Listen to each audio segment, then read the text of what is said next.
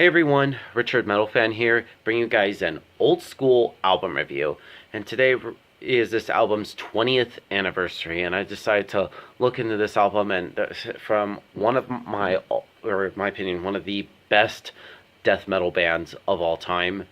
And this is the band's fifth album that was released on February 24th, 1988. As you clearly see by the title, today we're going to be looking into Formulas Fatal to the Flesh by Morbid Angel. Now, after four great albums, Altars of Madness, Blessed Are the Sick, Covenant, and Domination, things were pretty good, Morbid Angel, but things slowly changed. There's like the one big thing that obviously changed in the Morbid Angel camp. David Vincent left the band for reasons, I don't know why, and a lot of fans were kind of like skeptical, like who's going to fill in the roles of doing like vocals and playing bass, and the answer was Steve Tucker.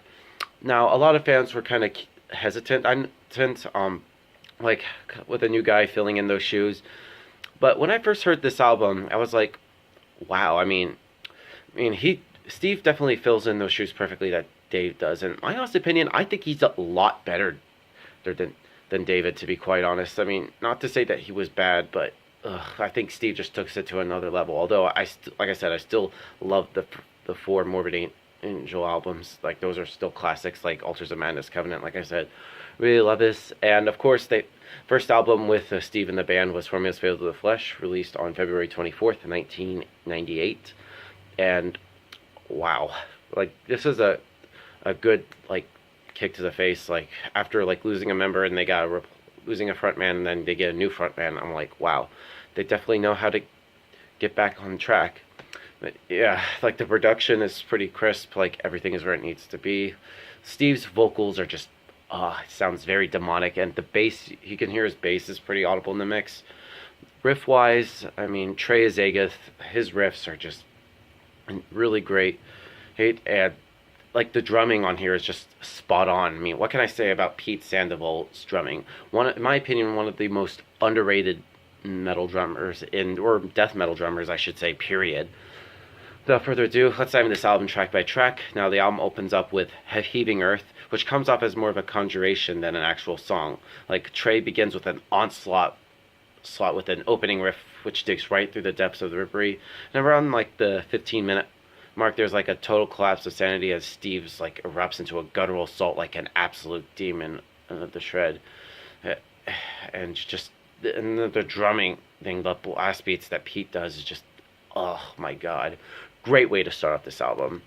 Then we go into Prayer of Hatred, which is has a thick sounding middle paced midsection, which sort of like gets the listener like headbanging every time. Simple string bending riff is a great embellishment during the verses of this part as well.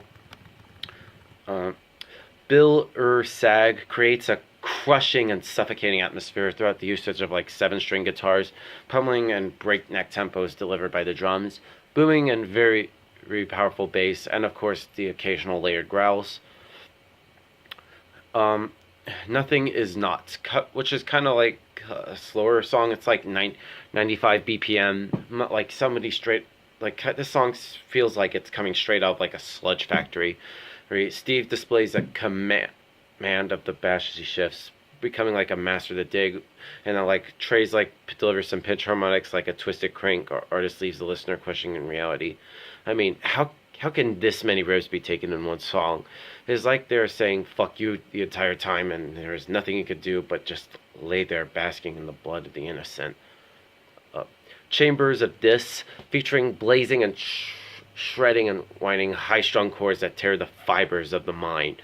And Trey passes seamlessly from high to low, at times dropping as far as he can barely be heard, and at others soaring high to the sounds as very distinguishable as actual notes. Disturbance in the Great Sambar. Now, this is an instrumental, one of my favorites. I love this. Umula Mahari. I probably fucked that up. It's a good song.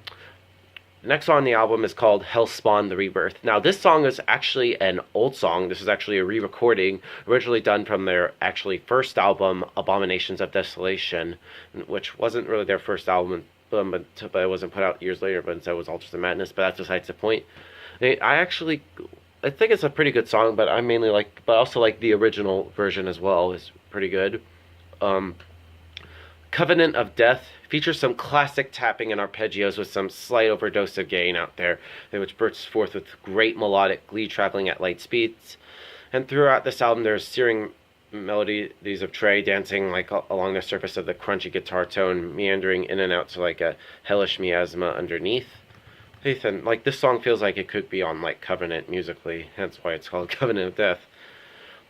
From a hymn to a gas giant, Trey's guitar work here is at times like a caustic sludge, at others feels like an eruption into flame, and at others feel like a cloud of nebular gases sublimely wafting throughout, like in the void.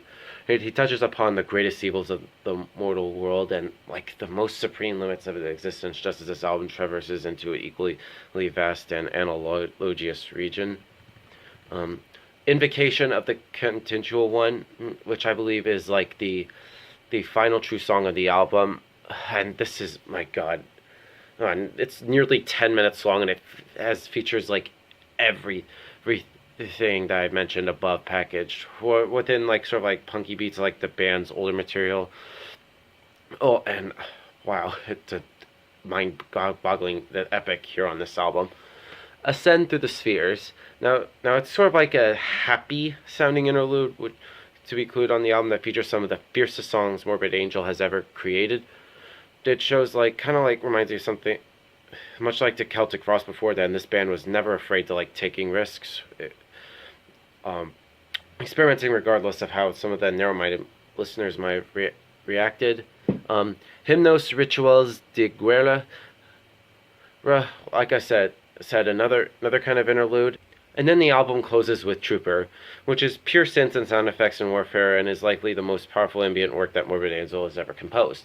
Now, overall, Formulas Failed to the Flesh by Morbid Angel is sort of like a good, I guess a lot of people would kind of say, comeback after losing one frontman and then getting a new one. If I were to give this album a score, I'd probably give this probably a 8.5 to a 9 out of 10. A really, at least, great addition to Morbid Angel's discography. So yeah, that's my review of the album, guys. Let me know in the comments what you guys think about it, and I'll see you all in the next review, and keep it metal.